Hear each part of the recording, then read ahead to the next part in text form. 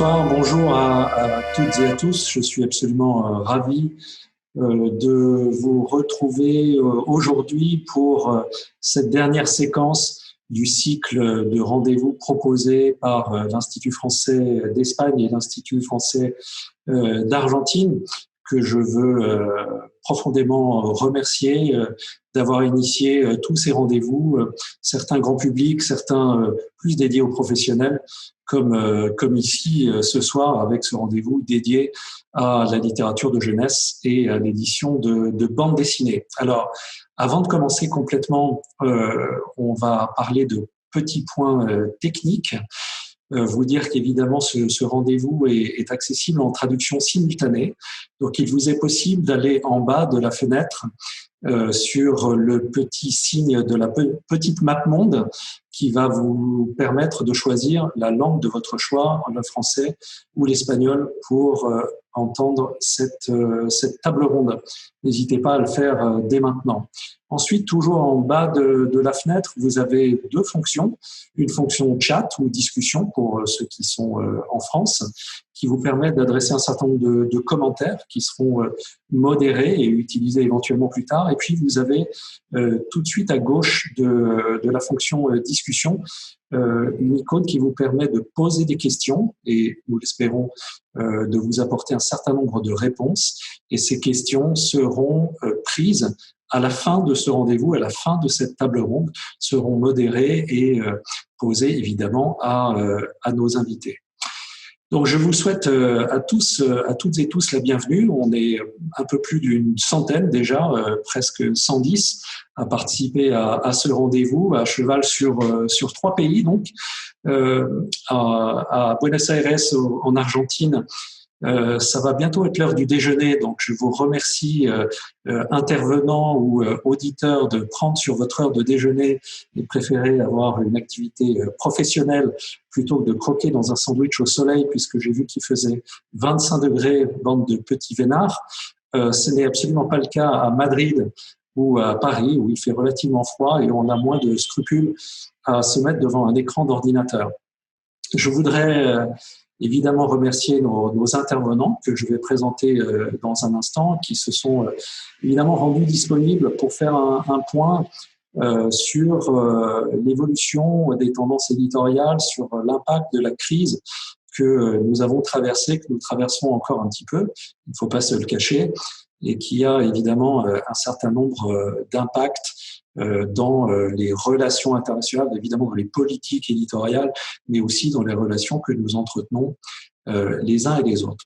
On va commencer tout de suite. Je vais vous présenter les intervenants brièvement. Encore une fois, avant ça, je voudrais remercier encore une fois nos partenaires, notamment Ainhoa Sanchez de Acción Cultural Española, mais aussi les instituts français qui ne font pas que faire des réunions sur Zoom ou sur Teams, mais qui œuvrent toute l'année pour être de véritables soutiens du voyage de nos œuvres dans nos différents pays, avec des programmes d'aide à la publication, en organisant des tournées d'auteurs, en organisant des festivals. Et je crois qu'il faut à chaque fois souligner ô combien cette action est absolument irremplaçable, et je me réjouis qu'on entretienne de si bons rapports, notamment avec Magali Guerrero et Matteo Chapir, qui sont ici dans 2 représentants de ces équipes, même si d'autres sont présents ici, je les salue aussi.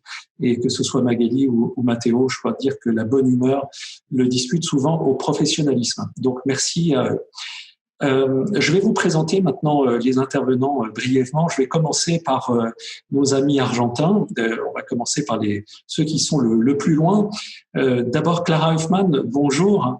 Merci d'être parmi nous encore une fois à une heure où on fait autre chose. Vous venez d'une famille de libraires et d'éditeurs, puisque votre arrière-grand-père, Pedro García, avait fondé la librairie et la prestigieuse maison d'édition El Ateneo, et que votre mère, Adriana Hidalgo, est également éditrice.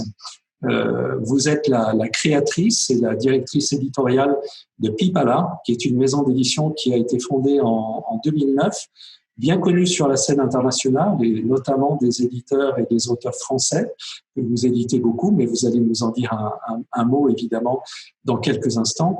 Pipala, qui est une maison qui s'est d'abord consacrée à la littérature jeunesse et qui est aujourd'hui, comme je le disais, un grand acteur sur le marché du livre illustré. Je vais maintenant présenter Diego Rey, que je ne vois plus exactement apparaître là dans les fenêtres, mais je suis sûr qu'il va réapparaître. Diego, bonjour. Hôtel de las Ideas, c'est une maison d'édition dédiée depuis 2013 à la production nationale et internationale de bandes dessinées et de romans graphiques.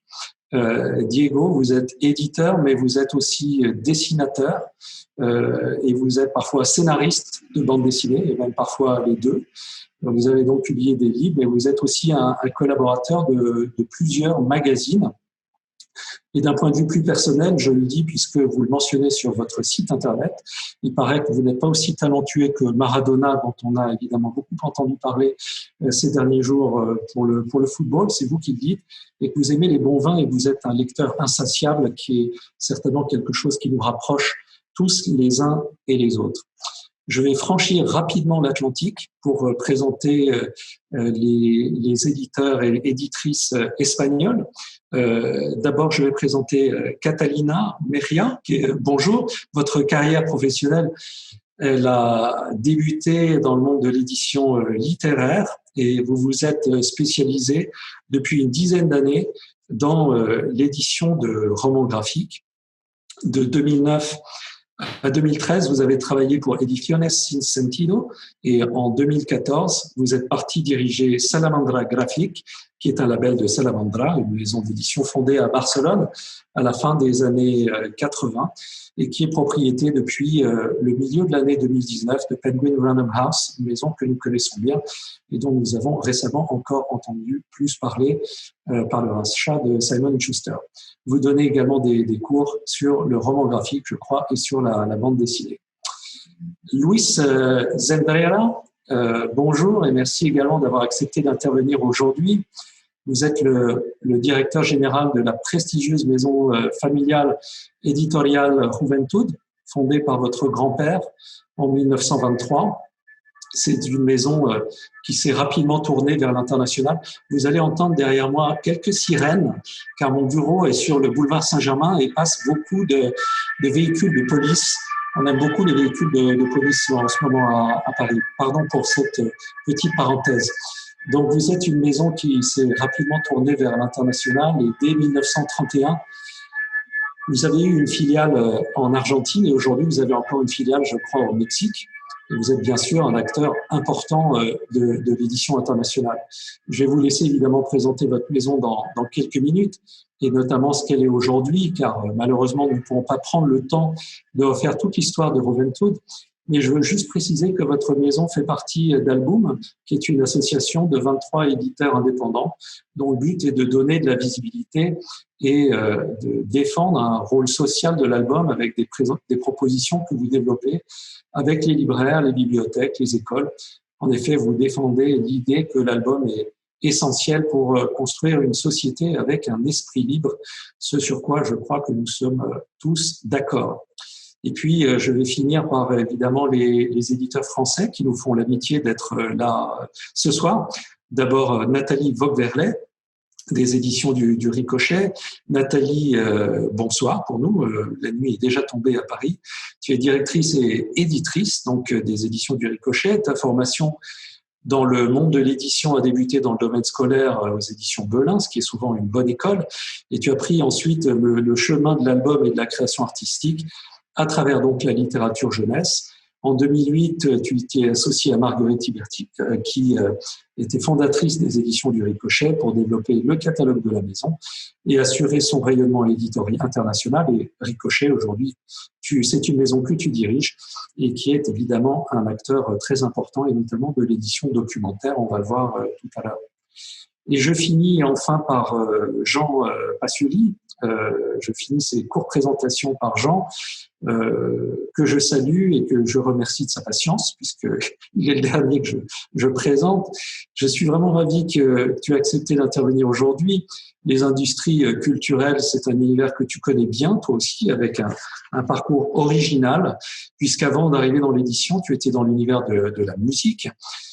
Puis directeur commercial des éditions Milan, tu as ensuite commencé une longue et belle histoire avec le groupe Glénat, puisqu'après en avoir assuré la direction commerciale, tu en es maintenant le directeur général depuis 13 ans. Les éditions Glénat, qui ont fêté leur 50e anniversaire l'année dernière, et qui publient près de 800 nouveautés par an, sont évidemment un des acteurs importants du secteur en France. La maison Glénat publie dans d'autres domaines, et quelquefois avec bonheur, et très présent dans un certain nombre de domaines, mais évidemment, nous n'en parlerons pas aujourd'hui pour nous focaliser sur le sujet qui nous intéresse, c'est-à-dire la littérature jeunesse et la bande dessinée. Voilà, nous sommes maintenant 137. Je crois que nous avons pris notre rythme de croisière. Je vous propose de rentrer sans plus attendre dans le cœur de notre sujet d'aujourd'hui, la littérature jeunesse et la bande dessinée, peut-être en vous demandant chacun des intervenants, et ça va être un exploit. Je vais essayer de ne pas être trop gaulois et de ne pas trop vous couper la parole, même si on sait que c'est une spécialité des Français. Je vais vous donner la parole pour 2-3 minutes chacun pour présenter votre maison, encore une fois de manière très concise, peut-être en faisant un petit focus sur évidemment sa spécificité, mais aussi de quelle manière vous envisagez ces échanges franco-espagnols et argentins dans vos différentes maisons, groupes ou éditions indépendantes. Je vous propose de faire donc le chemin à l'envers et de, cette fois, donner la parole aux Français pour commencer, mais noblesse oblige, nous allons commencer peut-être par Nathalie pour les éditions du Ricochet. Merci beaucoup. Merci beaucoup. Merci pour cette invitation. Merci Nicolas. Merci à toute l'équipe. Voilà, donc les éditions du Ricochet, comme tu l'as bien expliqué, nous sommes une maison indépendante et très fiers aussi de fêter cette année nos 25 ans. On était censé les fêter à Bologne, les fêter au Salon de Montreuil et voilà, on a le champagne au frais pour dès que ce sera possible de nous retrouver. C'est une maison qui s'est construite effectivement au fil des années, surtout sur l'album documentaire, même si nous publions aussi des albums de fiction. Mais en fait, cette aventure, elle a commencé par un achat de droits en Corée en 2007. Nous avions acheté les droits d'un livre qui parlait de la chaîne alimentaire, qui s'appelle Le tigre mange-t-il de l'herbe en français. Et c'est comme ça qu'en fait, petit à petit, on a développé une ligne de plus en plus spécialisée dans le domaine de la transmission de la connaissance scientifique. Et ce qui nous a beaucoup amusé à l'époque, mon associé et moi, c'était vraiment de construire un peu différemment des albums documentaires, c'est-à-dire sans qu'ils soient scolaires, sans qu'ils soient froids, sans qu'ils soient, mais vraiment de travailler l'illustration d'une façon presque très proche de l'album de fiction.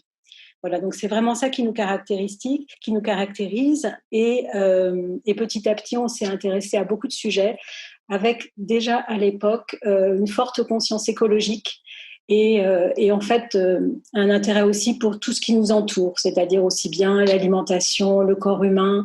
Et voilà, et c'est un peu comme ça qu'on a vraiment créé notre catalogue sur la durée. Et on travaille vraiment beaucoup avec des auteurs qui sont de plus en plus des journalistes, qui sont assez experts dans leur sujet et qui en même temps ont ce goût de la transmission et d'en faire des objets artistiques et vraiment source de plaisir en fait pour le lecteur. Voilà, donc j'ai eu la chance d'aller 2 fois au salon de Guadalajara et d'aller à Madrid lors des dernières rencontres organisées par le BIEF il y a 3 ans. Et pour moi, voilà, les liens avec les éditeurs d'Espagne ou d'Amérique latine sont importants, ont pris corps au fur et à mesure des années. Et j'avoue qu'en ce moment, on est dans une grande frustration, mais on en reparlera tout à l'heure, mais on a vraiment le souci d'échanger au maximum. Nous, on achète à peu près les droits de 1 à 2 titres par an. Donc voilà, c'est toujours aussi l'occasion d'échanger dans les deux sens autour de nos productions. Merci beaucoup Nathalie pour cette présentation rapide. Bravo pour tenir le timing.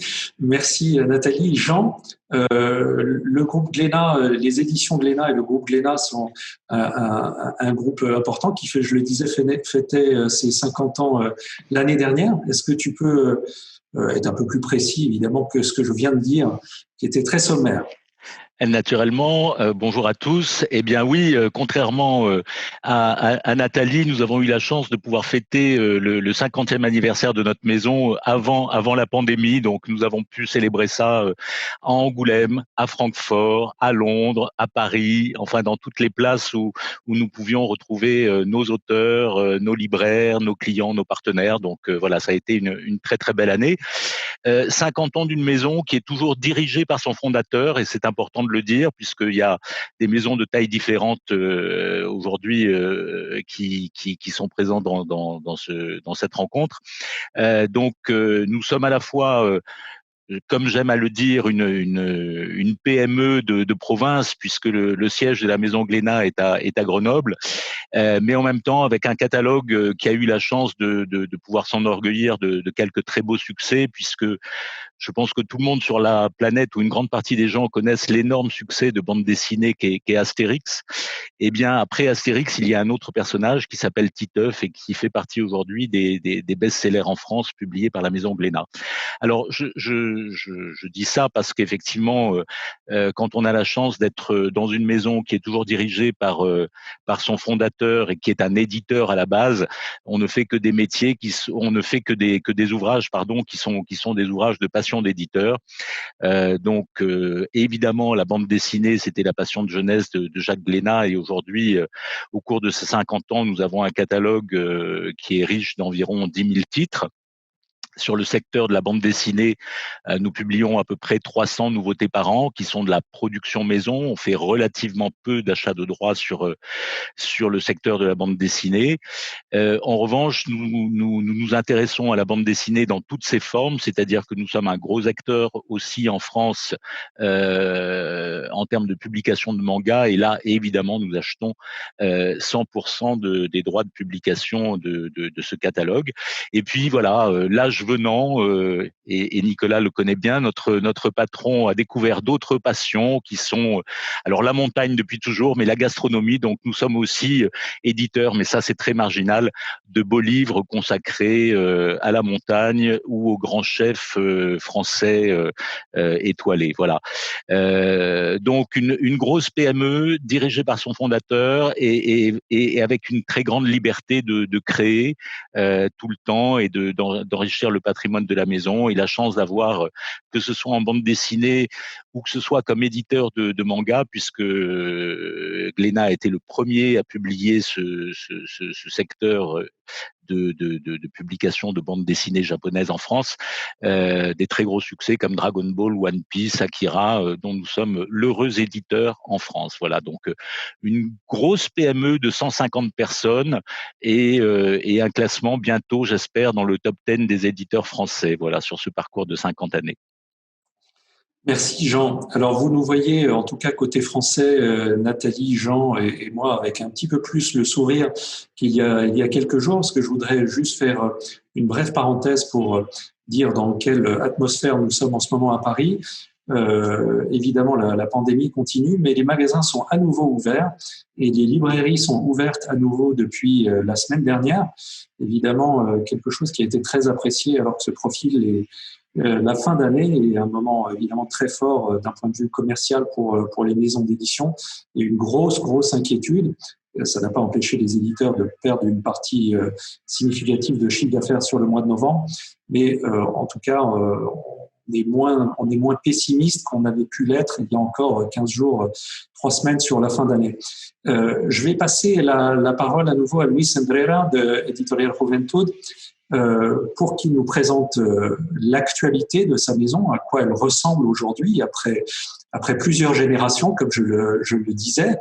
Et puis, peut-être, Louis, ça va être l'occasion pour toi, à la fin de ta présentation, de nous faire un tout petit focus pour nous expliquer quelle est la situation aujourd'hui sanitaire en Espagne et surtout de quelle manière elle affecte la chaîne du livre, très brièvement, si tu le veux bien. Louis, c'est à toi. Merci, Nicolas. Merci Nicolas. Je crois que Nicolas a très bien décrit ce qu'est Juventud, une maison d'édition créée en 1923 par mon grand-père.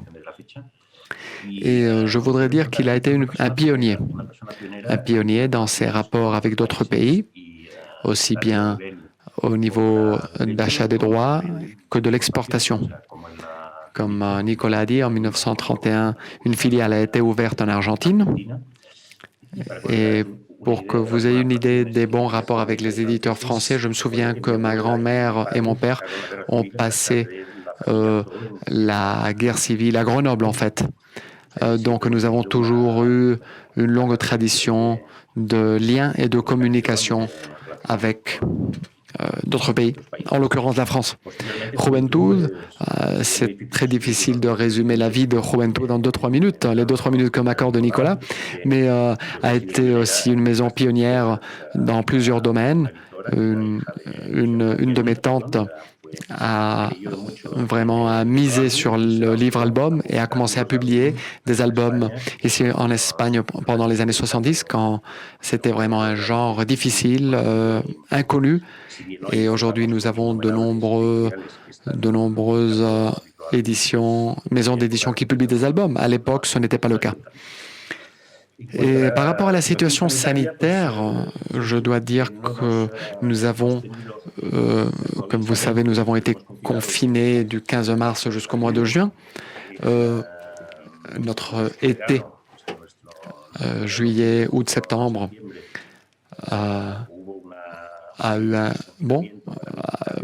il y a eu un déconfinement peut-être trop souple, trop bénévole. Et en septembre, octobre, on a dû prendre à nouveau des mesures draconiennes. Heureusement, pour le secteur de l'édition, nous avons été considérés un bien essentiel et les librairies ont resté ouvertes. Il est vrai que les grandes surfaces ont subi des restrictions pour celles qui avaient plus de 800 mètres carrés, avec un public maximal de 30%, mais heureusement, en comparaison avec la situation française ou en comparaison avec l'Italie, par exemple, nous n'avons pas subi une deuxième clôture, une deuxième fermeture des librairies qui aurait été assez catastrophique. Donc, j'admire vraiment votre courage. Le fait de subir une deuxième fermeture, c'est vraiment assez tragique. Et c'est en fait une situation dure pour tout le monde. Je dois dire que nous nous sentons relativement optimistes, car apparemment le public s'est lancé à acheter des livres pendant les mois de septembre, octobre, novembre. Les ventes sont bien supérieures à ces mêmes mois des années précédentes. Donc, pendant le confinement, c'est vrai qu'en Catalogne et dans d'autres régions, les bars, les restaurants ont été fermés pendant 1 mois et demi, 2 mois. Et donc, le public s'est réfugié dans les livres. Et donc, ceci a évidemment favorisé les ventes. Je crois que mes 2-3 minutes se sont écoulées. Donc, peut-être qu'on pourra en reparler après. Ouais, merci Louis. On retient de cette première intervention qu'il faut fermer les restaurants pour vendre plus de livres. Catalina, sans revenir du coup sur la situation sanitaire, peut-être vous pouvez nous présenter un tout petit peu plus dans ces 2-3 minutes votre jeune label Salamandra Graphique qui a donc 6 ans maintenant. Oui, d'abord, merci beaucoup de m'avoir invité à cette rencontre aujourd'hui. J'en suis ravi. Et Salamandra Graphique est une maison d'édition que nous avons créée avec Sigrid et Pedro, les directeurs et anciens propriétaires de Salamandra. Et j'ai proposé en fait de créer un label de BD et de romans graphiques puisque le marché national et international s'y intéressait. Et donc en 2013, nous avons créé Salamandra Graphique. C'est une maison d'édition où nous ne publions que des romans graphiques, qui est un terme peut-être un peu bizarre, des romans graphiques. Moi, j'aime plutôt le terme BD d'auteur. En principe, nous traduisions tout. Donc, notre rapport avec le marché international était énorme. Et notre catalogue éditorial venait de l'achat de droits étrangers. Les principaux pays étaient la France, bien sûr, l'Italie, les États-Unis. Et peu à peu, nous avons intégré, à travers un prix que nous avons avec la chaîne française FNAC, c'est le prix FNAC Salamandra Graphique. Et donc, ceci nous a permis d'intégrer des auteurs espagnols et latino-américains. Donc, avec ce prix, nous publions plus d'auteurs nationaux. Au niveau personnel, comme tu as dit, Nicolas, au début, je viens du monde de l'édition littéraire et donc tous les préjugés, je les avais concernant la BD et le roman graphique, car je suis une éditrice de BD qui s'est transformée. Et donc, je défends aujourd'hui cette façon de raconter des histoires où le visuel a beaucoup de puissance. Justement, nous avons démarré le 1er janvier à Penguin Random House. Nous avons intégré ce grand groupe et donc tout le processus d'intégration, au lieu d'être fluide, a été impacté par la pandémie. Mais entre le catalogue de Salamandra et le muscle énorme de Penguin Random House, je crois que nous pouvons faire croître notre label. Et comme disait Luis, il y a une différence importante entre chaque région en Espagne. La Catalogne, par exemple, a eu plus de problèmes et un confinement plus dur. À Madrid, nous avons été un peu plus souples.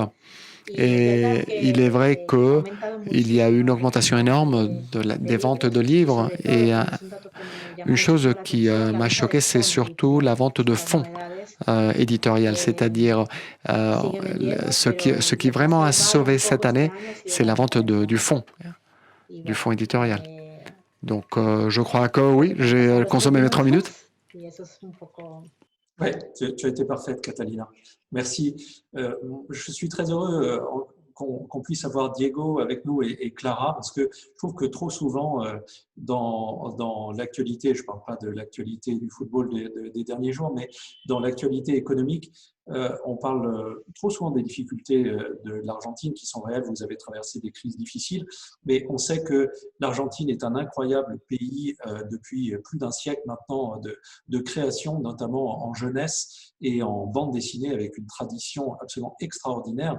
Et je ne parle évidemment pas simplement du créateur de Mafalda. Cette création, on la connaît bien ici en Europe, mais elle continue à vivre malgré ces difficultés. Et vous êtes 2 représentants extraordinaires de la vivacité de cette édition en Argentine. Diego, est-ce que tu veux commencer à dire quelques mots de ta maison, Hôtel de las Ideas, et de la situation sanitaire en Argentine, le tout en 3 minutes?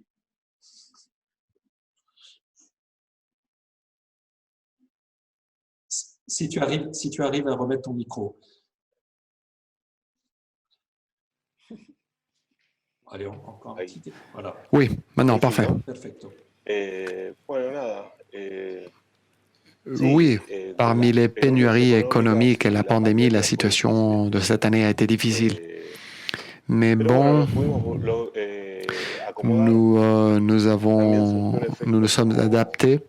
Et comme disait Catalina, nous avons vendu beaucoup de catalogues et pour les BD, c'est surtout les magasins de BD qui ont vraiment soutenu le marché, plus que les librairies. Les librairies ont bien marché, mais surtout les magasins qui vendaient des BD. Et donc, pour nous, cette année a été une année difficile, mais bon, difficile car nous avons passé 6 mois à peu près sans pouvoir éditer dans cette nouvelle logique. Puis après, il y a eu beaucoup de travail et avec de bonnes ventes, surtout des nouveautés. Et il est vrai, comme tu dis, c'est un pays avec une grande tradition dans la création de BD, avec un problème, la rupture, la destruction de l'industrie culturelle à partir des années 90 jusqu'au début de ce 21e siècle, parallèlement à la crise économique et avec une réapparition, une récupération d'un secteur qui a été très impacté, mais qui a beaucoup d'élan, beaucoup de force. À partir... Pardon, Diego, on va revenir évidemment dans la deuxième partie de cette table ronde sur les effets de la crise sur vous, sur votre manière de fonctionner et sur les échanges internationaux. Peut-être juste demander de représenter plus que je l'ai fait tout à l'heure, qui était très rapide, la spécificité de ta maison d'édition. Pardon. Oui, nous sommes une maison d'édition coopérative. Nous avons commencé comme un groupe de création de 7 personnes et nous sommes axés sur la production locale, surtout celle qui se faisait pour le marché français. Beaucoup des albums lancés en France n'avaient pas d'édition d'auteurs locaux. Et donc, peu à peu, nous avons ouvert la possibilité de traduire des albums. Actuellement, nous avons 4 livres édités traduits et 2 qui vont arriver. Et les 2 qui viennent sont des auteurs français. Donc, nous essayons d'occuper une place dans le roman graphique et les nouvelles formes impulsées par le roman graphique. La chronique journalistique, la biographie, la fiction. C'est un peu, je dirais, la caractéristique principale de ma maison d'édition. Merci Diego.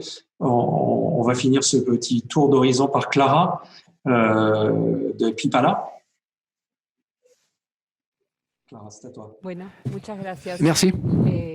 Avant tout, merci de m'avoir invité. C'est un plaisir de vous rencontrer. Malgré tout, je voulais faire un petit commentaire. Il est vrai que la maison d'édition à laquelle appartient Pipala, Pipala, c'est le label de livres illustrés. La maison d'édition est sise à Buenos Aires, mais moi j'habite en Patagonie. Je suis au sud et la réalité que nous vivons ici est très différente de celle vécue à Buenos Aires. Ici, le coronavirus est arrivé il y a 1 mois et il y a 5 cas. Donc c'est une réalité absolument différente. Le transport public n'existe presque pas. Donc la vie ici a été bizarre, très bizarre. Nous avons eu un confinement, mais après tout est devenu très souple car on voyait vraiment que le virus n'arrivait pas et donc les commerces étaient ouverts. Il n'y a pas eu d'école pendant cette année et donc ceci a été le challenge le plus grand pour les familles. Mais en tout cas, pour les ventes et le travail éditorial, évidemment, il a été impacté car en Argentine et surtout dans les grandes villes, c'est là où ont lieu les ventes, où se trouvent la plupart des librairies, à Buenos Aires, à Cordoue. Ce sont des villes qui ont été impactées par la pandémie. Donc, je raconte un peu l'histoire de Pipala, comme a dit Nicolas. Nous l'avons créé il y a 11 ans. Nous avons à peu près 65 titres, un peu plus. Donc, nous publions très peu par an. Je suis fasciné d'entendre parler de maisons d'édition qui publient des centaines de titres par an. Je me demande comment ils font. Nous sommes une maison d'édition petite. Pipala, moi je suis la directrice et éditrice. Je travaille avec un concepteur et avec des traducteurs et nous faisons tout entre nous. Donc c'est un travail artisanal. Surtout nous publions des livres-albums de fiction. C'est le blog le plus important, même si nous avons commencé à travailler avec des livres d'information et des livres cartonnés pour des bébés.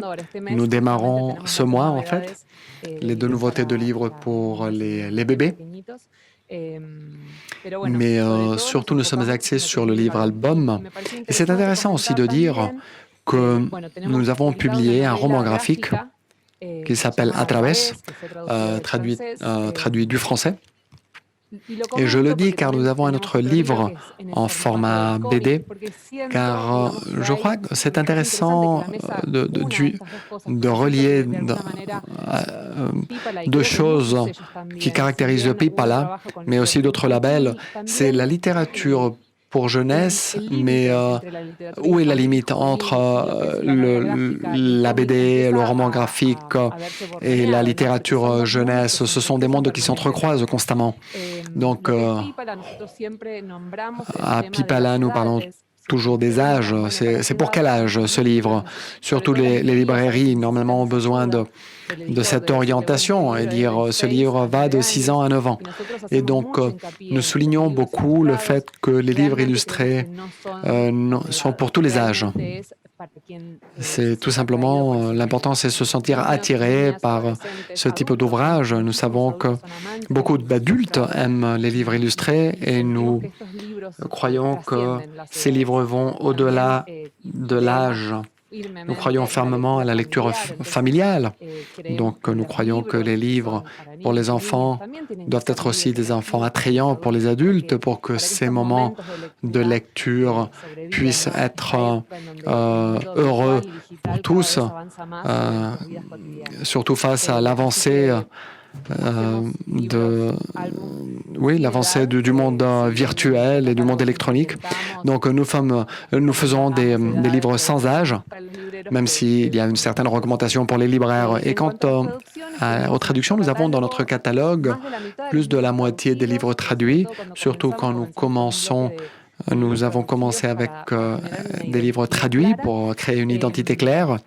Et au fur et à mesure, nous avons publié des auteurs de l'Argentine, de l'Uruguay et des auteurs espagnols. Guridi, par exemple, Pablo Albo, Alejandra Fernández, Laura Romero. Et beaucoup des traductions que nous avons proviennent du français. Nous avons toujours reçu l'aide économique de l'Institut français et de l'ambassade de France, qui vraiment permettent que la traduction soit plus faisable, car ces aides économiques sont fondamentales pour la tâche de l'édition. Bon, en quelques mots, c'est fondamentalement ce que nous faisons chez Pipala. Pas mal, Clara. C'était un petit peu plus de 2-3 minutes, mais pas mal quand même. Bon, j'ai compris pourquoi tu avais mis un gilet, c'est qu'en Patagonie, il fait quand même plus froid qu'à Buenos Aires. Je voudrais rester avec toi, et Diego et toi, sur peut-être ces questions de tendance éditoriale, parce que le marché argentin est un marché qui a beaucoup évolué au fur et à mesure des années, particulièrement dans la bande dessinée, mais j'imagine aussi dans la jeunesse, avec un marché qui, à certains moments, lorsque l'édition s'est un peu écroulée, a continué à vivre, notamment avec les fanzines. Aujourd'hui, comment voyez-vous l'évolution de ce marché dans les dernières années, dans les derniers mois, et est-ce qu'il a été quelque part marqué par ce que nous venons de vivre depuis ces derniers mois? Est-ce que ça impacte aussi la création éditoriale dans vos maisons? Clara peut-être dans un premier temps et Diego juste après. Oui, bien sûr. Diego en parlera aussi, je suppose, mais cette année, vraiment, la production éditoriale a été très impactée par la fermeture des librairies. Pour nous, l'imprimerie avec laquelle nous travaillons a fermé aussi pendant des mois, donc tout a été gelé pendant quelques mois. Il y a eu, je crois, une publication au début de l'année, et entre mars et août, rien ne s'est passé. Et donc moi aussi j'ai eu un bébé récemment, donc cette année a été toute une révolution pour moi. Quoi qu'il en soit, au début de l'année, nous avions une programmation pour les publications de l'année, donc tout a été ajourné. Mais je crois que la production éditoriale n'a pas vraiment, surtout pour les contenus, n'a pas vraiment été très impactée par la situation. Ce qui a été pour moi ce qui a reçu un grand impact, c'est le mouvement commercial, c'est-à-dire l'impression des livres, la publication dans les librairies, le lancement dans les librairies. Tout a été fait avec beaucoup d'efforts et nous nous sommes adaptés à la nouvelle situation, et le fait d'être sur les réseaux sociaux, l'importance du virtuel, du numérique, comme je disais avant, ceci s'est imposé avec beaucoup de force, et ceci nous a marqués en Argentine et dans le reste du monde. C'est ce que je dirais. Mais alors, peut-être Sin sans entrar rentrer dans en... les considérations économiques, quelles étaient les tendances juste avant la pandémie? Qu'est-ce que vous avez vu émerger? Est-ce que vous avez vu, comme nous, l'incroyable succès du roman graphique qui, comme je ne sais plus qui le disait, peut-être toi, Clara, est devenu un genre édité par des maisons traditionnelles qui ne venaient pas généralement dans ces domaines-là, qui contribuent à populariser le genre de l'illustré auprès d'un public toujours plus large, et on le voit bien en France, mais je crois que Nathalie, les gens en parleront tout à l'heure. C'est aujourd'hui des secteurs qui sont sortis de leur niche traditionnelle et qui irriguent considérablement le marché de l'édition. Et le marché de l'édition en France est très porté par les livres de jeunesse et la bande dessinée.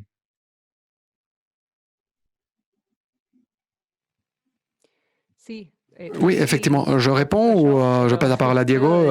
Oui, je peux parler un peu du roman graphique que nous avons publié. À partir de la publication du livre-album, comme a dit avant Luis, en Europe, la tradition est beaucoup plus ancienne.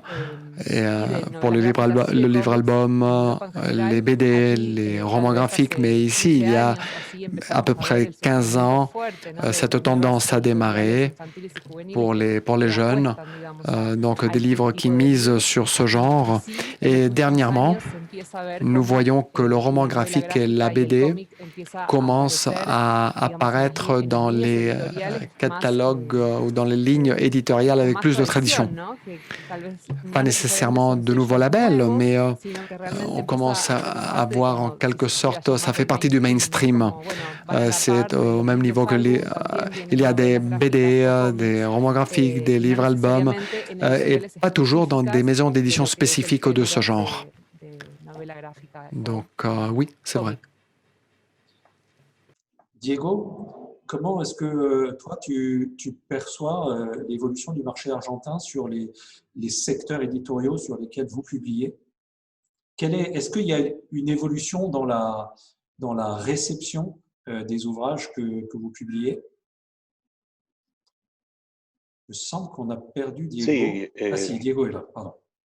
On n'a plus sí, sí, estoy. ¿Se escucha? Si. Ahí está, ahora. Oui, je crois que l'évolution s'est faite du bas vers le haut. La production de romans graphiques importants se fait dans des petits labels. Et puis les grandes maisons d'édition ont repris certains titres, certains auteurs. Je crois il y a beaucoup à développer encore. Il y a des lacunes à remplir, mais on observe une tendance et on observe un intérêt pour publier des classiques ou de nouveaux ouvrages. Donc, ceci s'accompagne d'une augmentation du public, un public qui est très avide de nouveautés. Je suis d'accord sur l'intérêt croissant pour le roman graphique, le livre illustré, et pas toujours lié au public jeunesse ou d'enfants. Clara, tu voulais ajouter quelque chose brièvement? Oui, surtout, je voulais parler un peu des livres pour les enfants et pour la jeunesse, en reprenant le sujet du virtuel et du numérique. Le fait de valoriser le livre en format papier est important. Aujourd'hui, tout ce qui est l'objet est important pour moi. Et nous sommes aussi à une période où la technologie des imprimeries a avancé beaucoup. Et donc, on peut développer de nouveaux formats, on peut utiliser de nouvelles encres. Donc, on peut inclure dans les livres beaucoup de choses pour que l'expérience du lecteur, des lecteurs, soit très sensorielle. Quand on offre un livre à un enfant, en fait, il y a toute une dimension sensorielle, le fait de toucher le livre, de le sentir, de le regarder. Évidemment, ce sont les sens. Et on peut développer, grâce à ceci, de nouvelles expériences et développer de nouveaux projets ou des projets qui sont plus extrêmes, en quelque sorte, mais bon, des projets différents et qui ont un caractère matériel plus divers. Et c'est très attrayant, très intéressant pour la littérature de jeunesse. Je vais donner la parole aux Français un petit peu aussi, tout en vous invitant encore une fois à poser vos questions dans la rubrique questions-réponses pour tout à l'heure. On prendra vos questions. Nathalie, est-ce que tu sens, toi, dans le domaine dans lequel les éditions du Ricochet interviennent particulièrement, c'est-à-dire le genre documentaire, est-ce que tu sens des tendances de fond ou est-ce que et sur lesquelles que vous utilisez évidemment pour publier, ou est-ce que finalement on reste dans un métier où c'est une rencontre avec un auteur qui apporte quelquefois un projet original et on l'accompagne dans cette démarche? Comment est-ce que tu mixes un peu de marketing, un peu de tendance éditoriale et ton instinct d'éditrice? Ouais, en effet, moi, ça fait écho en fait d'entendre un petit peu ce que dit Clara et finalement ces maisons qui fonctionnent un petit peu comme des petits laboratoires. Nous, c'est la même chose. On est 4 personnes, donc c'est une petite équipe. Et en fait, le point très fort qui s'est détaché de cette période, c'est comme vous le disiez, le fond éditorial qui a très bien fonctionné. Et nous qui avions construit justement un catalogue de près de 200 livres autour de la réflexion sur le monde, sur l'environnement, sur la nature, sur le fonctionnement du monde vivant, on a vu tout d'un coup que dans une période qui était aussi difficile, aussi chahutée, les parents, les enfants, les enseignants, les libraires, tout le monde avait vraiment besoin de se diriger vers des albums pour les enfants, mais qui soient vraiment structurants. Et en fait, si vous voulez, tout ce travail éditorial, on le fait d'une façon plutôt libre, c'est-à-dire qu'on a plutôt tendance à se poser la question de est-ce que ce sujet pourrait être intéressant pour les enfants et par quel biais l'aborder. Et là-dessus, pour répondre à ta question, la liberté en fait qui s'est créée depuis plusieurs années sur le livre documentaire est vraiment une chance, parce que aujourd'hui on assiste à des livres qui sont des livres un peu hybrides, un peu ovni chez différents éditeurs, qui finalement se laissent vraiment carte blanche en fait en termes artistiques, si bien qu'on peut tout à fait trouver évidemment pléthore de livres sur les systèmes solaires, mais qui seront traités chacun avec notre sensibilité artistique. Donc la tendance, c'est vraiment une grande ouverture, je trouve, d'esprit par rapport à ce type d'ouvrages qui vont vraiment structurer en fait la pensée et la réflexion des enfants sur tout ce qui se passe autour d'eux. Voilà. Après, il y a des modes. Il y a vraiment des modes. On a assisté à des modes type le féminisme, type l'écologie. Voilà. Donc, on a aussi un peu ça hein, sur le marché. C'est tout d'un coup pléthore de livres sur les portraits de féministes. Moi, j'ai reçu beaucoup de propositions sur les scientifiques féministes, enfin les femmes scientifiques. Pourquoi pas? Mais c'est vrai qu'après, voilà, chacun se positionne. Nous, on essaye plutôt d'aller dans des réflexions, je dirais, de fond à chaque fois. Et, et parfois, c'est des prises de risque parce qu'on a sorti un livre sur les transhumanistes, par exemple, il y a 4 ans. Et c'était quand même un peu un gros mot hein, en littérature jeunesse de parler de transhumanistes. Voilà. Donc pour le documentaire, c'est ce que je dirais. Après, dans les tendances de fond, on voit la littérature ado quand même, je trouve aussi très présente maintenant, avec des rayons en librairie qui sont bien dédiés. Il y a le prix Vendredi là qui a été décerné avant-hier. Donc le dernier des branleurs de Vincent Mondiaux. Donc on est aussi je trouve dans un succès quand même assez clair maintenant de la littérature ado qu'on ne voyait pas forcément il y a 5-6 ans. Voilà, c'est peut-être une tendance aussi. Voilà, je vais laisser Jean parler de la BD et des romans graphiques. Merci Nathalie. Jean, oui, évidemment, même si le groupe Glénat est très constitué autour de la BD, il faut rappeler quand même que Glénat fait aussi de la littérature jeunesse, avec, je crois, un bon millier de titres jeunesse à son catalogue. Comment est-ce que tu perçois chez toi, dans ton groupe, des tendances de fond qui existaient peut-être avant la crise sanitaire, et puis ce qu'on semble un petit peu tous percevoir dans les parutions qui concernent les enfants ou les plus grands, c'est-à-dire une recherche de sens et d'aller vers des livres qui apportent quelque chose et qui apportent du sens. Oui, alors deux choses. Je reviens un tout petit peu parce que ça a été dit par tout le monde et moi je suis émerveillé d'entendre que d'un bout à l'autre de la planète, il y a eu cette appétence pour le livre au moment où le monde vivait quand même une crise majeure.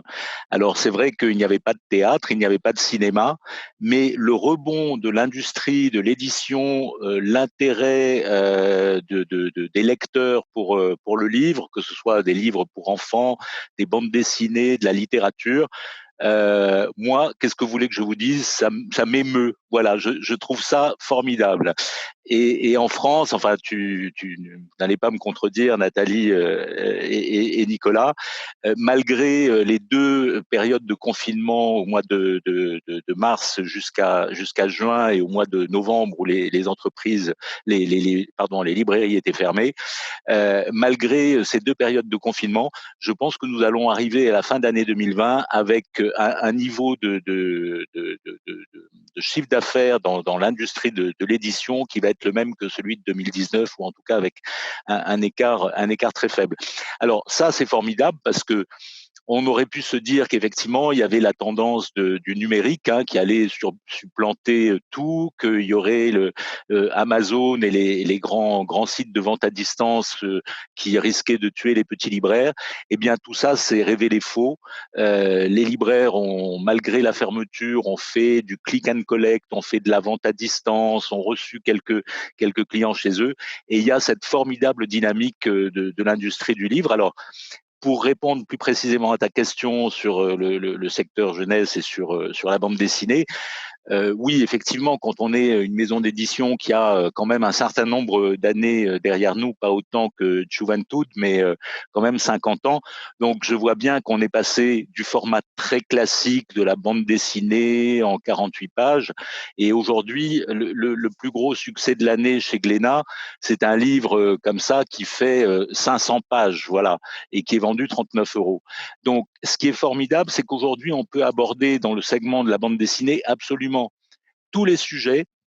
Auparavant, on était quand même sur des genres. Donc là, on a un roman graphique, une bande dessinée historique. Et pareil, je découvre cet intérêt du roman graphique, que ce soit en Argentine, en Espagne. C'est vraiment formidable parce que c'est une liberté d'expression nouvelle pour les auteurs. Et c'est surtout un souffle nouveau pour la création, la créativité. Donc très forte dynamique effectivement sur le roman graphique depuis maintenant quelques années. Et pour un éditeur un peu historique comme nous, c'était nouveau de franchir cette transition. Je pense que les jeunes maisons d'édition sont allées directement sur ce terrain-là. Nous, il a fallu quand même habituer nos auteurs à travailler un mode de narration un petit peu différente.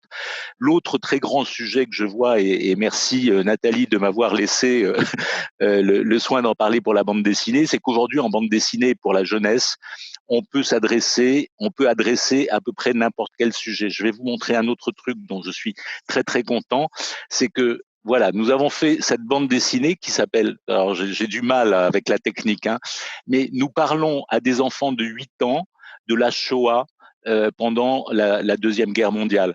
Donc, je crois qu'on peut effectivement aujourd'hui, avec des modes narratifs très très adaptés à chaque type de lectorat, on peut aborder tous les sujets et il y a vraiment de la place pour une grande curiosité de lecture, une grande variété de lecteurs, que ce soit de la jeunesse, que ce soit de la lecture familiale ou que ce soit pour parler encore plus spécifiquement de la bande dessinée qui était vraiment cantonnée à un lectorat plutôt mâle et plutôt 40-50 ans. Aujourd'hui, un élargissement très très grand et on voit qu'il y a par exemple beaucoup de femmes qui se mettent à lire de la bande dessinée, ce qui était pas très courant il y a quelques années. Il y a également beaucoup d'auteurs, femmes, qui créent de la bande dessinée et les écoles en France aujourd'hui sont très très diversifiées sur la création. Il y a beaucoup de femmes qui rentrent dans ces écoles et qui ont de très très beaux succès. Voilà, donc je dirais que c'est vraiment un éventail des genres, des styles et des formats qui créent cette richesse. Et juste un petit mot encore, Nicolas, pour pas trop abuser du temps de parole, mais voilà, cette dynamique, cette créativité est telle qu'aujourd'hui, pratiquement toutes les grandes et les petites maisons d'édition se mettent également à créer de la bande dessinée, et notamment en France, les grandes maisons de littérature. Ce genre de roman graphique fait évidemment la passerelle entre le roman, l'illustré et donc le roman graphique. Donc très très forte dynamique et c'est vraiment ce qu'on ressent depuis quelques années maintenant, qui est une tendance de fond.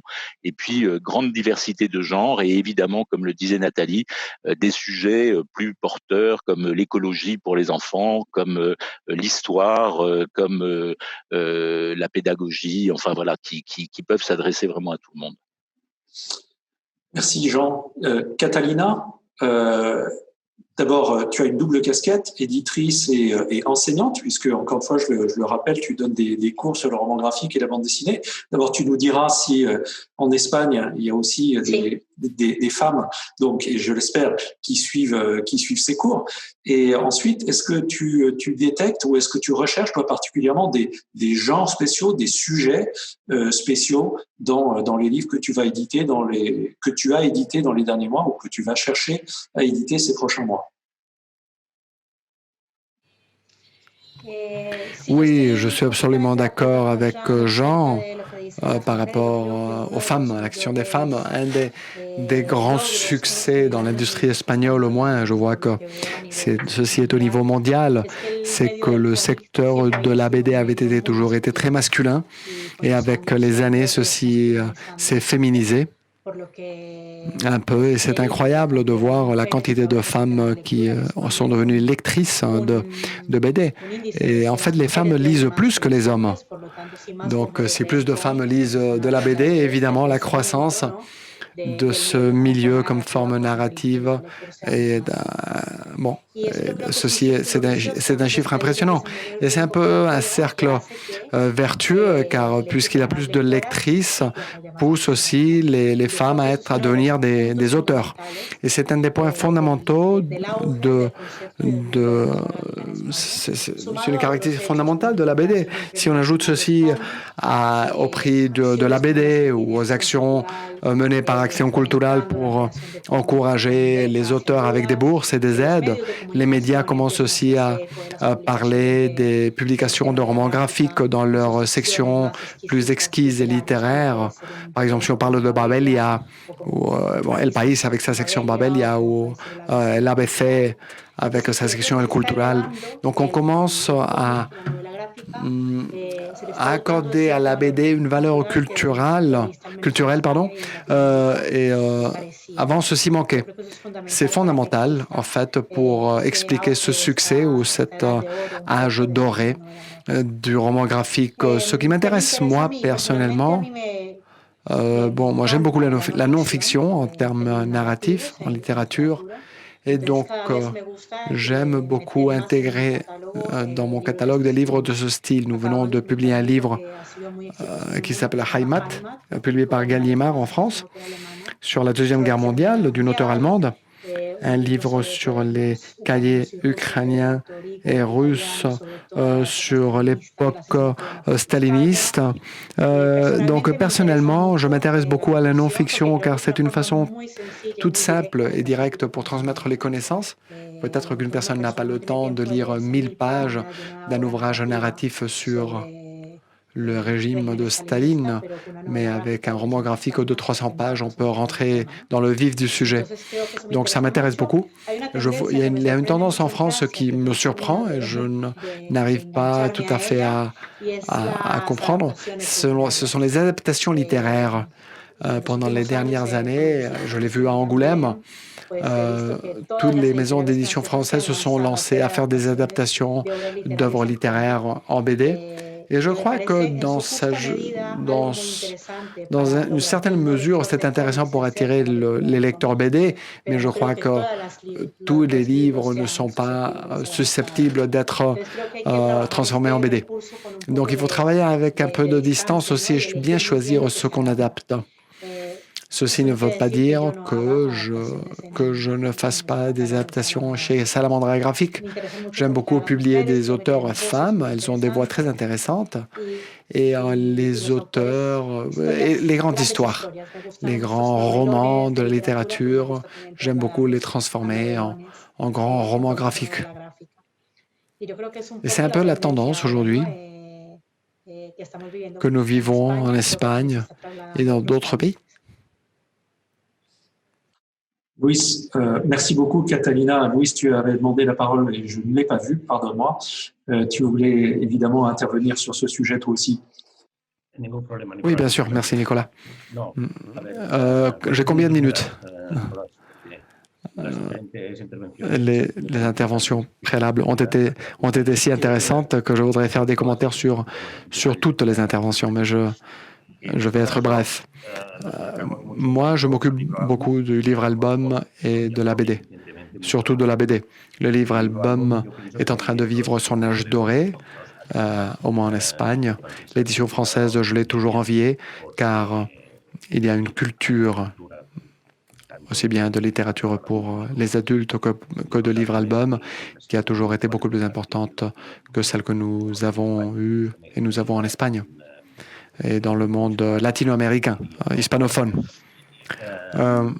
Donc, c'est, comme je disais, un âge doré pour le livre-album. Et il commence à être plus valorisé par les critiques, par la presse, par les médias. Et évidemment, on commence à voir l'impact dans beaucoup des médias. Le problème, c'est la surproduction. C'est-à-dire l'éditeur espagnol, surtout. Mais en fait, nous avons misé sur le livre-album depuis longtemps, mais vraiment, nous voyons qu'il y a tellement d'éditeurs qui font le livre-album que vraiment, il doit y avoir un tri, obligatoirement, car le marché espagnol ne supporte pas ce volume. Il n'y a pas tellement de personnes voulant acheter tous ces livres. Nous avons un problème ajouté, c'est que si bien il y a quelques années, le marché latino-américain était un marché très important pour nous, aujourd'hui, des personnes comme Clara et des personnes au Chili, en Colombie, font des livres merveilleux.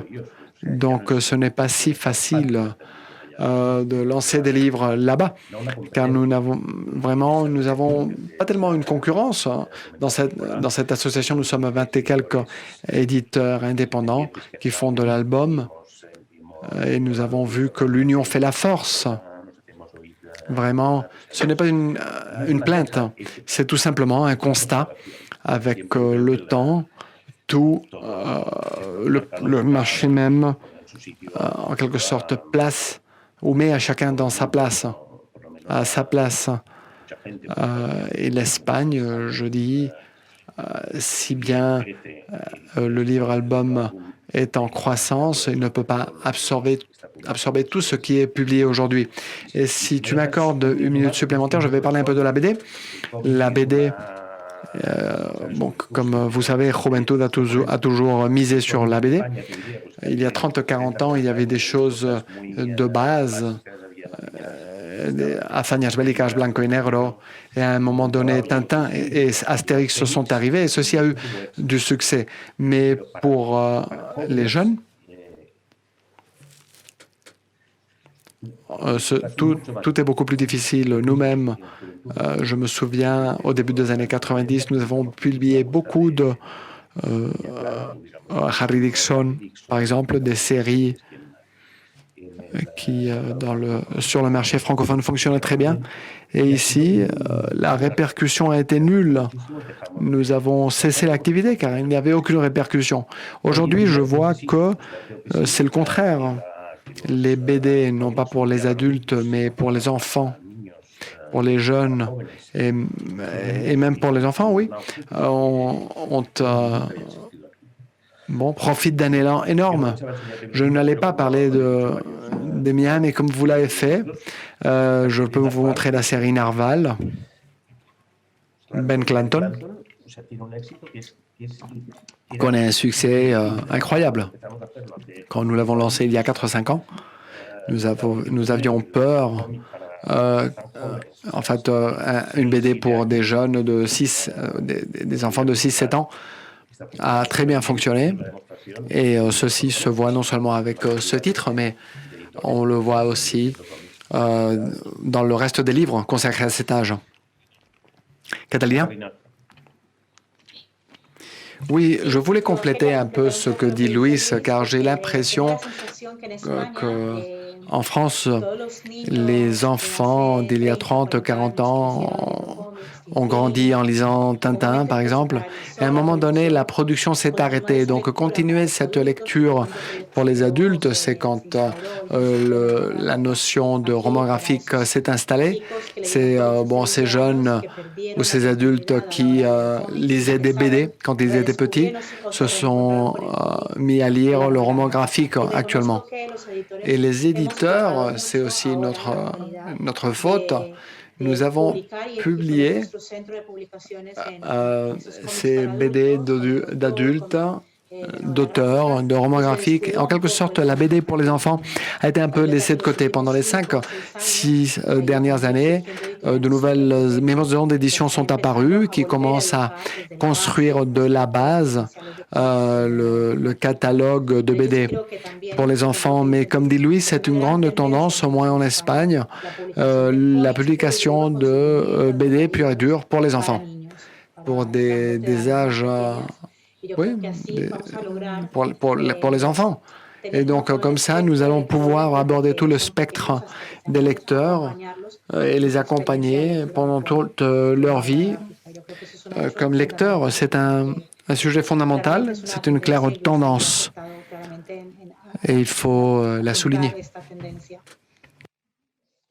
On voit bien que, merci Catalina, on voit bien que l'illustré, de toute façon, couvre aujourd'hui, quels que soient les pays où on se trouve, et particulièrement dans les 3 où nous sommes ce soir, tous les champs, tous les domaines.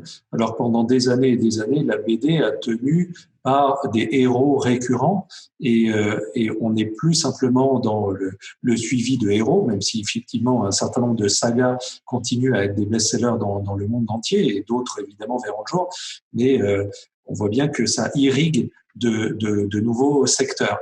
Je vous remercie pour toutes ces interventions. Je voudrais qu'en quelques minutes maintenant, on aborde le dernier sujet qu'on avait prévu de traiter, c'est On voit bien que cette crise, elle a impacté évidemment les résultats économiques de vos entreprises, même si Jean précisait que pour certaines entreprises qui agissent dans la jeunesse, la bande dessinée, mais peut-être également dans d'autres domaines, les résultats de l'année 2020 vont être plutôt pas mauvais, alors que à la fin du printemps, le scénario retenu était plutôt un scénario pessimiste. Mais on a vu entre le mois de juin et le mois d'octobre des ventes très bonnes. On ne va pas revenir sur ce sujet-là.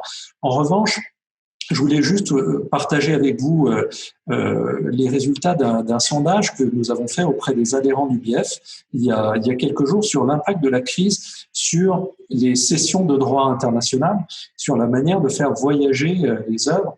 Et on voit bien qu'il y a un coup d'arrêt qui a été donné, même si les résultats sont quelquefois un peu hétérogènes et que des maisons, notamment celles qui ont un fonds très riche, continue à avoir un niveau de cession internationale assez élevé, ne serait-ce que par le renouvellement des contrats. Il y a notamment pour la jeunesse un coup d'arrêt assez brutal avec des maisons qui évoquent des baisses de cession entre moins 20 voire moins 50% sur l'année 2020.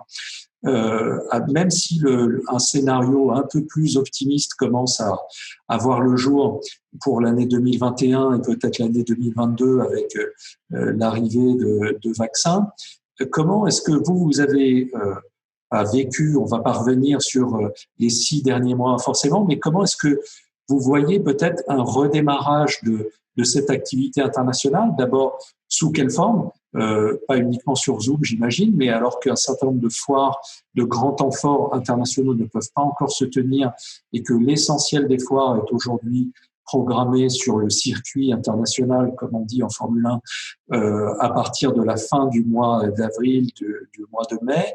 Comment est-ce que vous voyez une manière de réenclencher une dynamique positive, alors même que certains d'entre vous l'ont dit, il peut y avoir des hésitations dans des maisons pour promouvoir des traductions, alors que c'est plus cher de faire de la traduction, c'est plus difficile de faire la promotion d'un auteur, surtout s'il ne peut pas venir sur place et qu'il ne maîtrise pas la langue de Cervantes. Donc, comment est-ce que vous voyez ces choses? Peut-être je redonne la parole à la personne qui est la plus loin de moi, à Clara en Patagonie.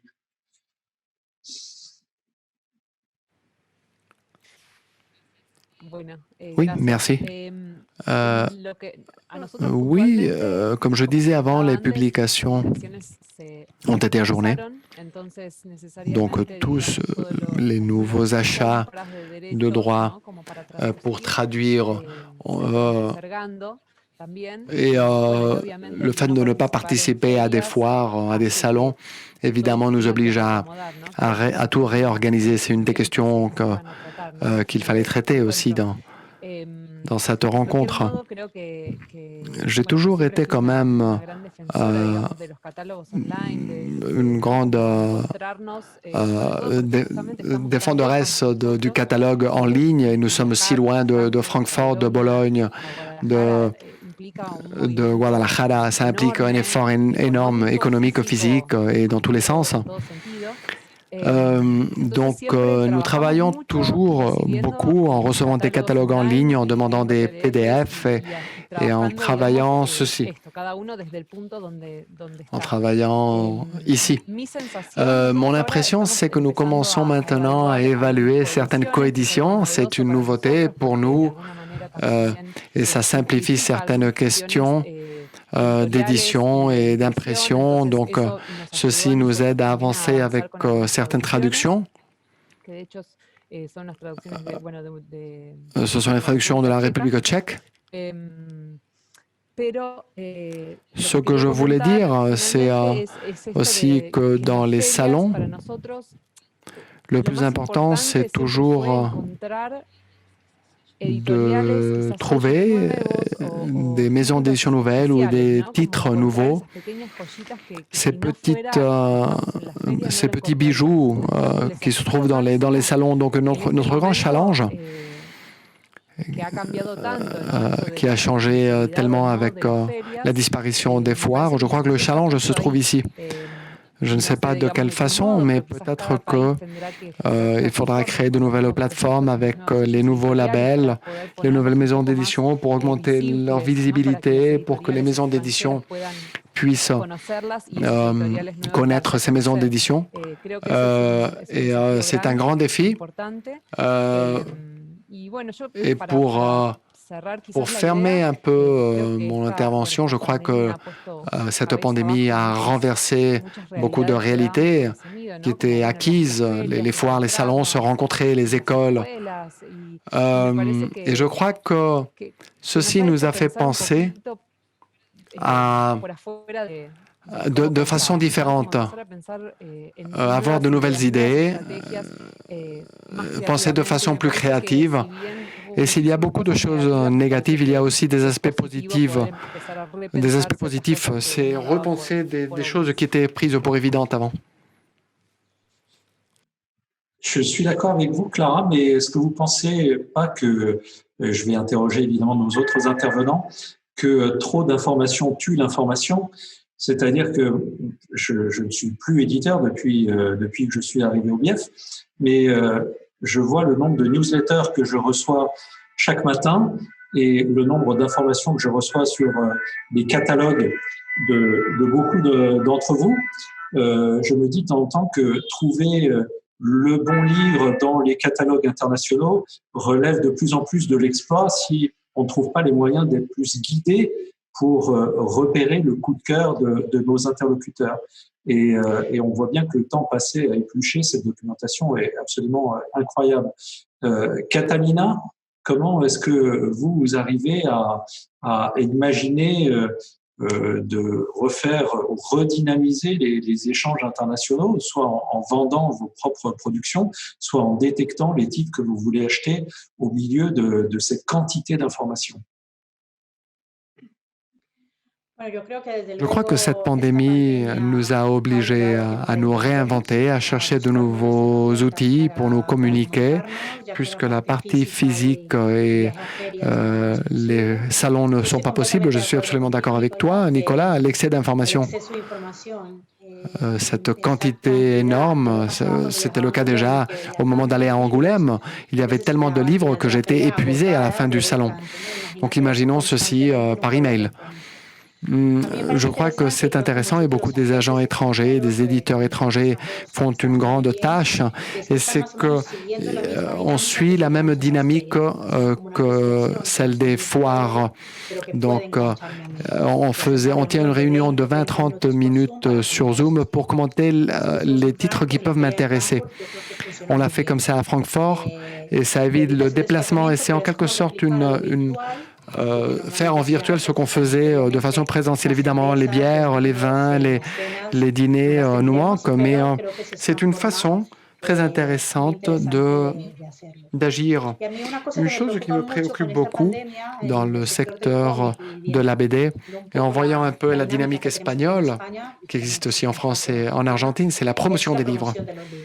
Dans un secteur aussi puissant et d'un contact tête-à-tête comme celui de la BD, vraiment, le fait de la disparition des foires et des salons, évidemment, provoque un impact très important. Ce contact direct est essentiel pour nous et on ne peut pas le remplacer. Nous tenons des rencontres virtuelles tous les jours. On arrive évidemment, on peut atteindre un public plus grand. On peut parler avec l'Argentine, avec la Colombie, le Pérou. Avant, on n'y arrivait pas. Mais le défi, c'est voir comment ceci va se transposer en vente et comment renforcer le contact entre le lecteur et l'auteur. Pour moi, c'est fondamental comme éditrice. Je dis toujours que les auteurs sont vraiment ce qui est le plus précieux dans mon catalogue. Et donc, il faut continuer à les promouvoir. Donc, pour moi, le challenge, c'est à relever, c'est comment traduire le virtuel en vente au niveau de la promotion et comment remplacer ce manque de contact physique dans un milieu si visuel. Si tu as la solution, Catalina, n'hésite pas à la partager avec quelques milliers d'éditeurs dans le monde entier.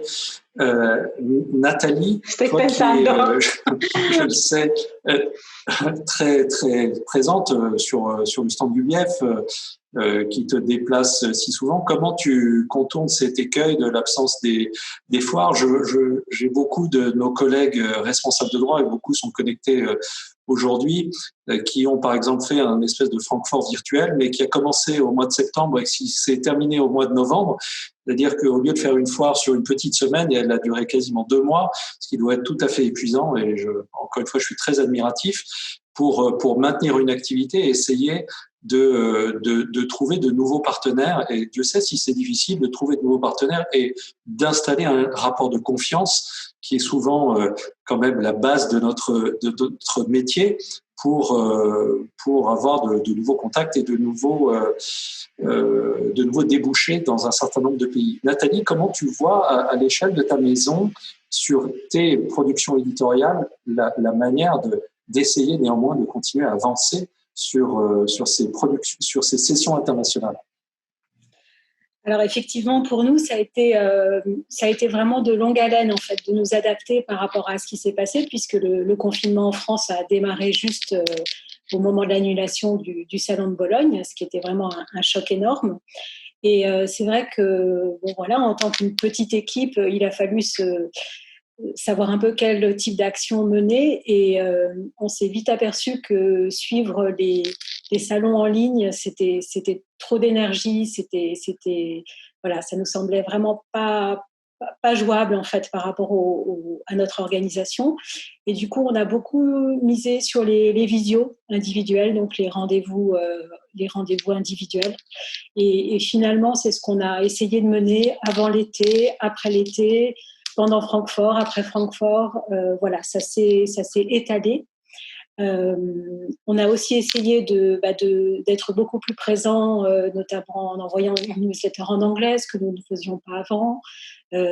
J'ai aussi suivi pas mal les comptes Instagram des éditeurs qui m'intéressent, pour voir un petit peu, voilà, de quelle manière ils articulent leur promotion, leurs nouveautés. Et en fait, le bilan que je fais aujourd'hui, c'est qu'on a réussi à bien travailler avec des éditeurs qu'on connaissait bien. Par contre, faire des nouvelles rencontres et trouver ces petites pépites en achat de droits que j'espère chaque année, là, ça a été compliqué. Parce qu'effectivement, on ne peut pas éplucher tous les catalogues, toutes les newsletters. Et le contact humain, en fait, nous a manqué pour faire des nouvelles rencontres. Donc c'est dommage. Après, je salue quand même beaucoup le rôle des agents, parce que pour la vente de droits cette année, on peut dire que nos agents fidèles, qui eux quand même avaient aussi une autre force de frappe, hein, dans leur zone géographique respective, oui, ça a payé. En fait, en termes de vente de droits cette année, on fait une belle année, et c'est quand même assez exceptionnel. Donc là-dessus, mais ce que je crains en fait, c'est un espèce d'appauvrissement à la longue dans toute cette richesse interculturelle que l'on a et qui se dégage vraiment au moment des salons et au moment des rencontres pas prévues. Voilà. Elles reviendront. À n'en pas douter, on saura appuyer sur l'accélérateur. Diego, toi, la maison d'édition est assez récente, mais est-ce que tu as pu nouer des partenariats avec des éditeurs internationaux que tu connais bien et suffisamment pour que le lien de confiance soit là et que tu puisses vendre ou acheter en toute confiance malgré les difficultés actuelles? Oui, fondamentalement à travers les agents.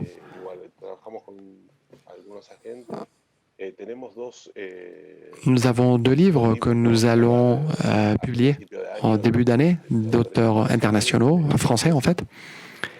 Et c'est vrai que ceci a été difficile, mais on a pu maintenir les liens, ce qui est important. Évidemment, l'effort nous manque et le contact qui est meilleur pour renforcer la confiance dont tu parles. Mais Nous avons projeté 2 livres pour le début de l'année prochaine et 2 de plus pour la deuxième partie de l'année. Et nous travaillons déjà pour l'année 2022 et au moment de redémarrer les foires et les salons, nous espérons reprendre nos liens avec les maisons d'édition, au-delà des agents qui font leur travail très bien, en nous rapprochant de façon permanente, en nous envoyant des propositions et des possibilités de livres qui peuvent nous intéresser, qui peuvent intéresser notre catalogue.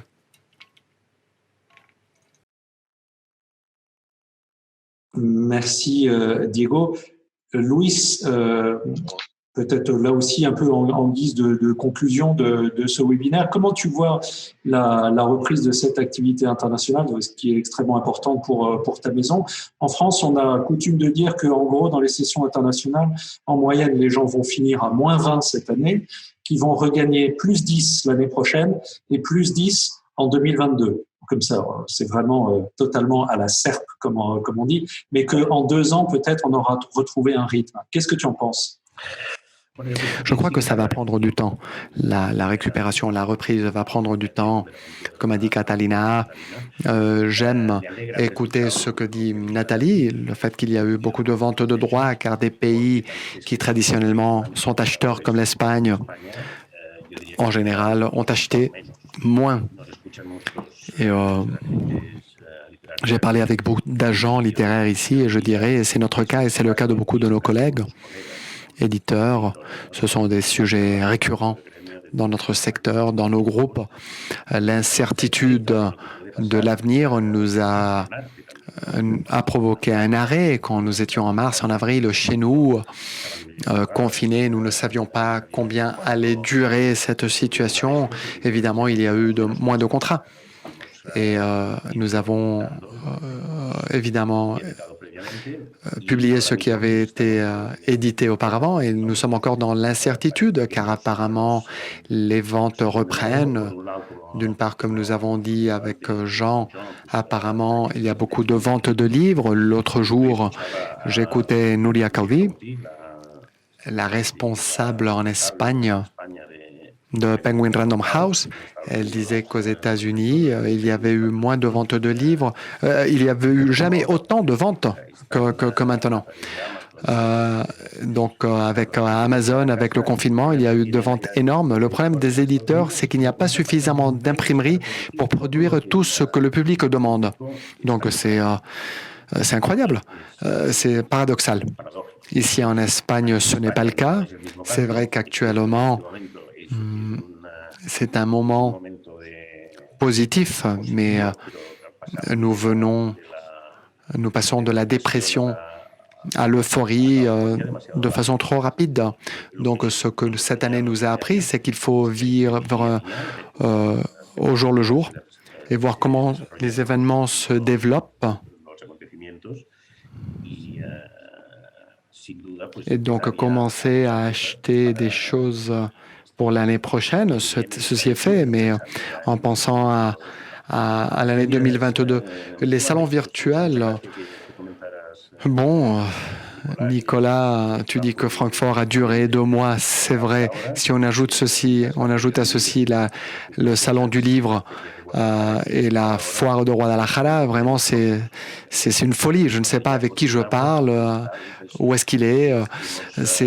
Nous avons fait en parallèle 3 foires pendant 2 mois, donc c'est la folie. On ne peut pas être toute la journée devant l'écran. Et je crois que la grande tâche se fait avec les éditeurs et les agents avec lesquels on travaille déjà, voir qu'ils nous envoient uniquement ce qui peut nous intéresser. Sinon, l'information, effectivement, l'excès d'information tue la productivité.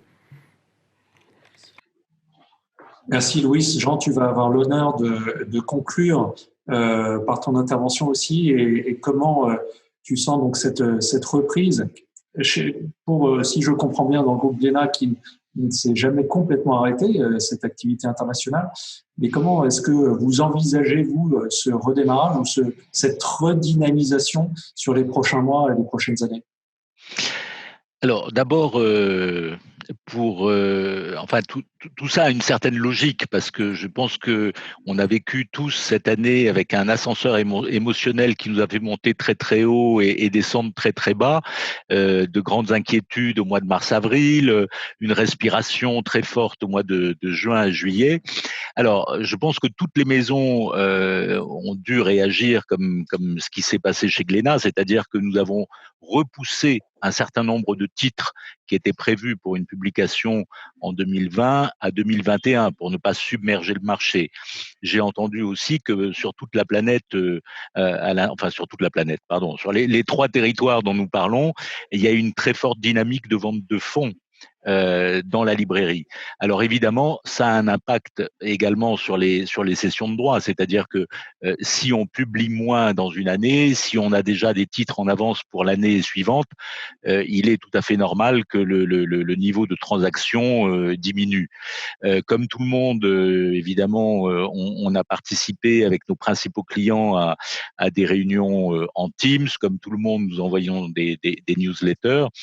Après, le travail de l'équipe session de droit chez Glénat a été de réfléchir, comme vient justement de le dire Louis, à des offres plus spécifiques, plus pointues, histoire de ne pas inonder nos partenaires avec des newsletters comprenant un nombre infini de titres.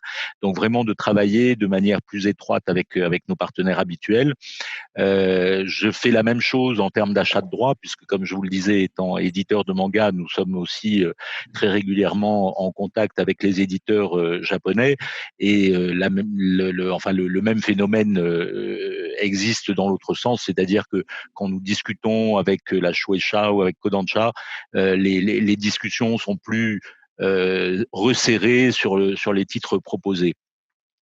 Et puis on essaye de trouver des innovations. On a fait un petit film mettant en scène nos vendeurs de droits, nos auteurs. Voilà, mais il manque bien évidemment d'abord ce qui se passe sur tous les salons, c'est-à-dire la personne, le rendez-vous impromptu, la personne qui arrive, qui n'était pas client, qui a découvert en voyant une couverture ou une affiche sur notre stand quelque chose qui est susceptible de l'intéresser. Et puis les discussions à bâton rompu qui font qu'on passe d'un titre à un autre et puis qu'un intérêt s'éveille pour ce titre-là. Donc tout ça cumulé effectivement fait que nous sommes exactement dans les tendances que tu viens d'indiquer, Nicolas, plutôt sur du moins 20% sur les sessions de droit. J'ai pas de boule de cristal, donc je ne saurais pas dire si ça sera du plus 10 l'année prochaine et plus 10 l'année suivante. Tout ce que j'ai envie de dire, c'est vivement que Bologne et que Francfort nous permettent tous de nous retrouver, parce que d'abord nous sommes des êtres humains et nous avons besoin de ce contact physique. En tout cas moi qui suis latin aussi, j'aime ce rapport un peu direct avec nos partenaires. Et puis voilà. Enfin, c'est quand même une chance inespérée de tous les territoires dont on vient de parler que le livre soit dans cette dynamique, alors qu'il y a tellement d'autres secteurs et notamment les autres grands secteurs culturels qui souffrent beaucoup plus que nous de cette pandémie. Donc oui, on se redressera de ça, et le Bologne et le Francfort 2021 seront formidables. Bon ben voilà, on sait bien, c'est qu'on termine sur des notes extrêmement optimistes. Merci beaucoup, Jean. Je voudrais maintenant prendre peut-être les questions que vous avez posées, et notamment une question qui a été posée par Isabelle Torubia, qu'on connaît bien ici au BIEF, qui pose une question aux éditeurs argentins. Donc je vous la pose directement. Que pensent les éditeurs argentins des nouvelles restrictions imposées par le gouvernement argentin sur les importations de livres? Et pour les éditeurs espagnols, quelles sont les conséquences? Alors peut-être depuis Paris, on n'est pas très familier de ces questions-là, mais j'imagine qu'entre Argentin et Espagnol, ça doit particulièrement vous parler. Clara, Diego, qui veut parler? Clara.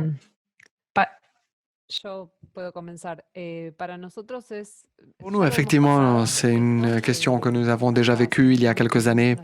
La situation était semblable, et surtout, pour nous, c'est un problème au moment d'importer les livres que nous imprimons en Chine ou à Singapour. Et en l'occurrence, ceci complique beaucoup Effectivement, les tarifs douaniers, c'est un obstacle, surtout pour le développement de la technologie d'imprimerie qui n'a pas atteint en Argentine le niveau suffisant pour le rapport qualité-prix d'imprimerie à l'étranger. Donc, ceci, effectivement, nous affecte. Mais bon, nous contournons ces problèmes comme le reste des crises et des problèmes que nous avons traversés en Argentine. Donc, nous allons survivre. Oui, je suis d'accord avec Clara. Ce que je peux ajouter, c'est que ceci nous enlève des possibilités de connaître des œuvres auxquelles nous n'avons pas d'accès actuellement. Les nouveautés, les dernières choses qui sont publiées, qui sont faites. Donc, ceci complique notre vie, mais il doit y avoir un équilibre entre les importations et la protection de l'industrie locale, aussi avec des crédits pour les imprimeries qui puissent se mettre à jour technologiquement et faire les produits au même niveau au niveau de leur conception. Donc, pour le roman graphique, le livre-album, c'est important aussi le caractère matériel de l'ouvrage. Donc, les matériaux utilisés, les papiers, les qualités du carton, de l'imprimerie, de l'impression. Donc, il doit y avoir une série de mesures, uniquement la restriction sans activer l'industrie de l'imprimerie. C'est vraiment, ça coupe toutes les possibilités. Mais si ceci s'accompagne de tout un plan de renouvellement technologique et de politique,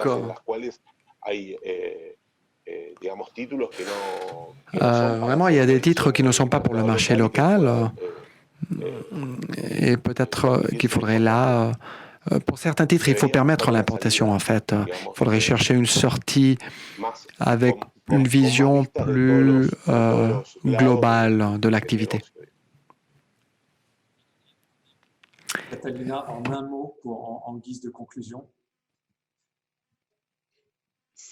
Oui, pour nous, ce sujet est un drame du point de vue des éditeurs en Espagne. Traditionnellement, avant les restrictions, notre équilibre de vente, surtout maintenant que nous appartenons à une multinationale qui a des filiales, des maisons d'édition dans tous les pays, avant nous vendions 50% en Espagne, 50% en Amérique latine. Et l'Argentine était un des pays les plus importants avec une tradition de BD beaucoup plus forte que celle du reste des pays. Donc, s'il y avait un marché en Argentine suffisamment grand pour pouvoir absorber tout ce qui est publié ici, ce serait normal, mais le marché n'est pas suffisamment solide. Donc, pour nous, vraiment, c'est un drame de voir ces restrictions d'importation. Je comprends. On a quand même entendu beaucoup de notes très optimistes ce soir en Argentine, en Espagne ou en France. Louis a envie de rajouter un dernier mot, l'ultimo de l'ultimo. Très rapidement, Nicolas. J'admire beaucoup le peuple argentin.